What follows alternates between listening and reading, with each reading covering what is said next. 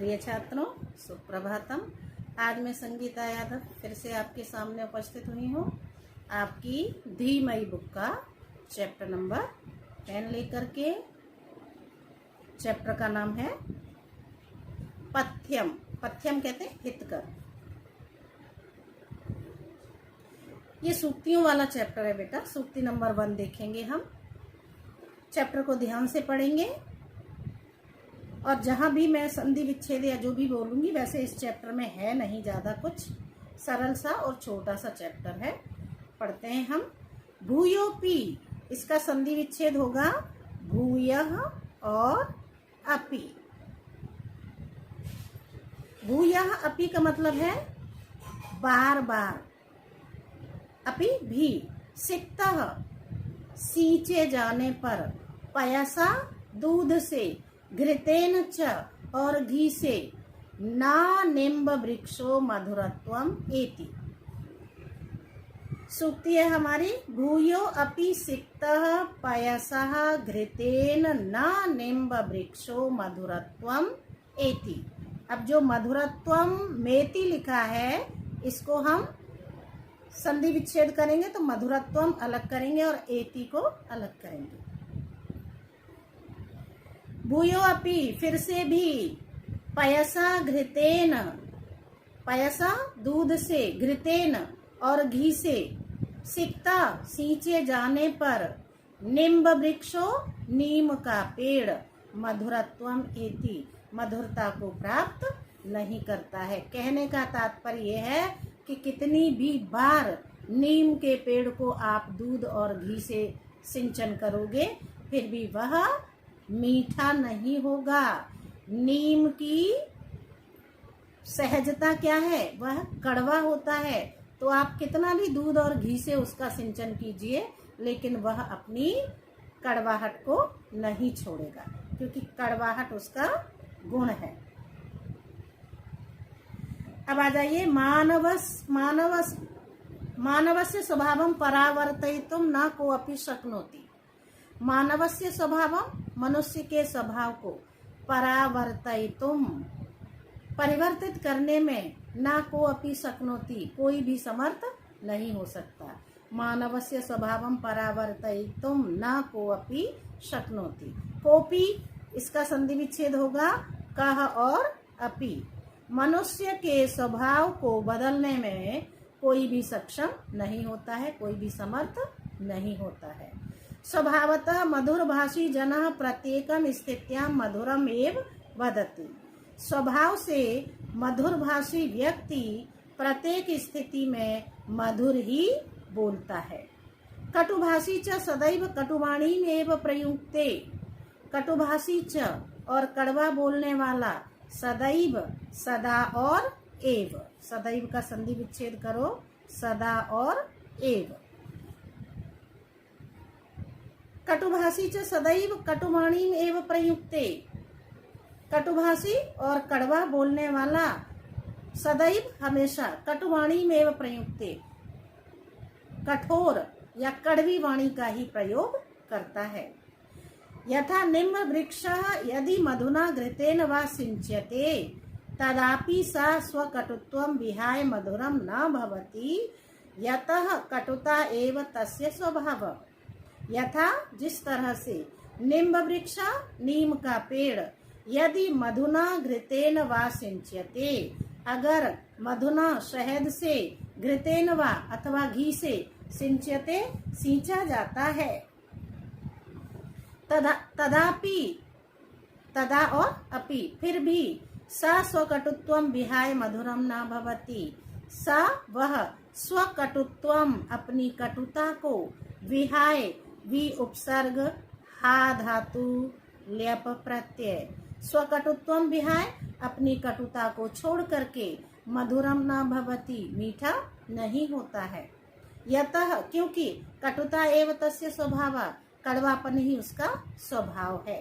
अतः स्वभावतः मधुर भाषी भव, इसलिए स्वभाव से मधुर बोलने वाले बनो। ये था आपका सूक्ति नंबर 1 का भावार्थ। अब आपको सूक्ति नंबर 1 अच्छे से समझ में आ गई होगी। सूक्ति नंबर 2 देखते हैं। न स्वयं दैवम आदत्ते पुरुषार्थम अपेक्षते। न स्वयं दैवम आदत्ते पुरुषार्थम अपेक्षते। न स्वयं दैवम आदत्ते, भाग्य के द्वारा दिया नहीं जाता है, अपितु परिश्रम की आवश्यकता होती है। परिश्रम करके हम अपने भाग्य से प्राप्त कर सकते हैं, लेकिन बिना किसी परिश्रम के भाग्य हमें कुछ भी नहीं देता है। भावार्थ क्या है इसका समझने का प्रयास करते हैं। केचन जना भाग्यम अवलंब्य कर्महीना भूत्वा तिष्ठन्ति। केचन जना, कुछ लोग, भाग्यम अवलंब्य, भाग्य का सहारा लेकर, कर्महीना भूत्वा तिष्ठन्ति, कर्महीन होकर बैठे रहते हैं। नैतद उचितम, ये ठीक नहीं है। यतः, क्योंकि भाग्यम अपि पुरुषार्थेन एव फलते, भाग्य भी पुरुषार्थ से ही फलदायी होता है। यत्नम बिना तो रत्नम अपि न लभ्यते, यत्न के बिना तो रत्न भी प्राप्त नहीं होता है। आलस्यात अमृतम अपि विषम भवति, आलस्य से अमृत भी विष हो जाता है। अतः आलस्यम विहाय कर्म कर्तव्यम, इसलिए आलस्य को छोड़कर कर्म करना चाहिए। तदैव भाग्यम सिद्धयति, तभी भाग्य सिद्ध होता है। हमें आलस्य को छोड़ करके परिश्रम करना चाहिए, भाग्य अपने आप सिद्ध हो जाएगा। ये थी आपकी सूक्ति नंबर 2। सूक्ति नंबर 3 देखेंगे। दीपस्य निर्वाणम किम तैलदानम। दीपस्य निर्वाणम, निर्वाण दीपस्य, दीपक के बुझ जाने पर, किम तैलदानम, तेल का दान करना ठीक नहीं है। दीपक जब बुझ गया है तत्पश्चात उसमें तेल डालना ठीक नहीं है। हमारी हिंदी में कहावत है, अब पछताए होत क्या जब चिड़िया चुग गई खेत। अवसर के निकल जाने पर कार्य करने से कोई मतलब नहीं है। दीपक के बुझ जाने के बाद अगर उसमें तेल डाला जाएगा तो वो तेल हमारा व्यर्थ ही होगा। दीपक पुनः प्रज्वलित ही करना पड़ेगा, तभी वह दीपक जलेगा, अन्यथा नहीं। केचन जना भाग्यम अवलंब्य, ये है सूक्ति नंबर 3। दीपस्य निर्वाणे सति तैलदानम तु व्यर्थम एव भवति।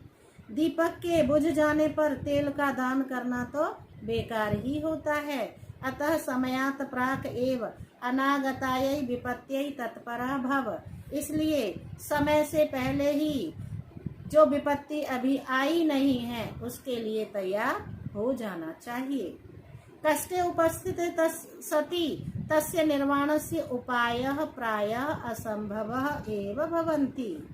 कष्टे उपस्थिते सति, कष्ट के उपस्थित होने पर, तस्य निर्वाणस्य उपायः, उसके रोकने का उपाय, प्रायः असंभव ही होता है। तई को अपि लाभा न भवति, उससे कोई लाभ नहीं होता है। यथा मूले नष्टे न फलम भवति न पुष्पम, जिस तरह से जड़ के नष्ट हो जाने पर न फूल होता है और न ही फल होता है। गृहे प्रदीप्ते कूप खननम न उचितम, घर में आग लग जाने के बाद कुआं खोदना ठीक नहीं है। इसमें सूक्ति कौन सी फिट होगी? इसमें सूक्ति फिट होगी कि अवसर बीत जाने के बाद कार्य करने का कोई मतलब नहीं है। अर्थात हमें अपने सारे कार्य यथा समय कर लेने चाहिए। हिताहितम वीक्ष्य निकाम आचरेत। हिताहितम, हित अहितम, हित और अहित को वीक्ष्य, वी उपसर्ग, ईक्ष धातु, वी उपसर्ग है, बड़ी ई बनाएंगे और क्षत्रिय वाला क्ष हलंत लगा करके वी ईक्ष और ल्यप, इसका मतलब होता है देख कर। हिताहितम वीक्ष्य निकाम आचरेत, हित और अहित को, लाभ और हानि को देख करके निष्काम भाव से कर्म करना चाहिए। भावार्थ देखिए इसका। जनः जीवने हितम अहितम विचार एवं कार्य प्रवृत्ता भवेत्। व्यक्ति जीवन में हित और अहित को विचार करके ही कार्य में लग जाए।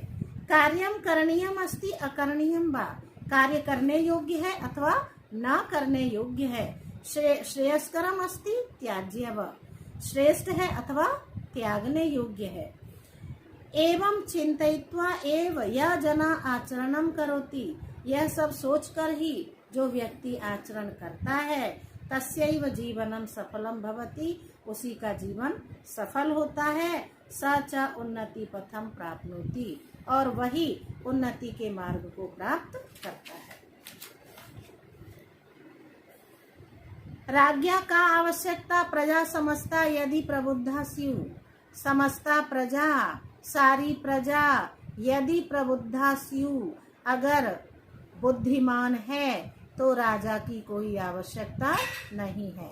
अगर सारी प्रजा बुद्धिमान है तो राजा की कोई आवश्यकता नहीं है, राजा की कोई जरूरत नहीं है।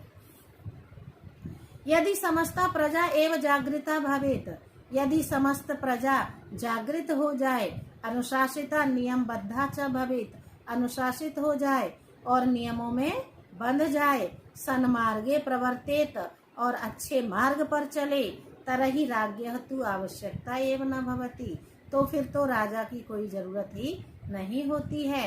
एवमेव, इसी तरह से यदि छात्रा स्वयमेव अनुशासनम पालयेयु, यदि छात्र स्वयं अनुशासन का पालन करें, तरहि कस्यापि अनुशासकस्य आवश्यकता नास्ति, तो फिर किसी भी अनुशासक की आवश्यकता नहीं है। सर्वे आत्मानं नियमबद्धं कृत्वा जीवनं सफलीकुर्वन्तु, सभी अपने आप को नियमों में बांध करके जीवन को सफल करें। ये था आपका सूक्ति नंबर 5। सूक्ति नंबर 6 देखते हैं। निषेवते प्रशस्तानि निंदितानि न सेवते, निषेवते प्रशस्तानि, जो प्रशंसनीय कार्य हैं उनको करना चाहिए, निंदितानि न सेवते, और जो निंदित कार्य हैं उनको नहीं करना चाहिए।